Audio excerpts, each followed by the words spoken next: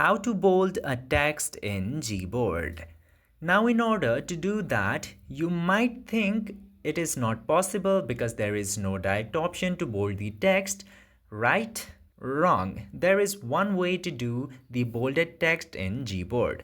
Now it won't be supported to every single application such as Notes and all those apps, but it will be supported in apps like WhatsApp and Messages and all the similar applications. You can try it by yourself, the trick that I am going to tell you. Now if you send your text like normally like this, after typing it will be sent normally. Now if you want to send the bolded text, just simply type one asterisk, enter the text that you want to bold, and then put another asterisk, and as you can see here, the text will be bolded and you can send it and it will still be bolded.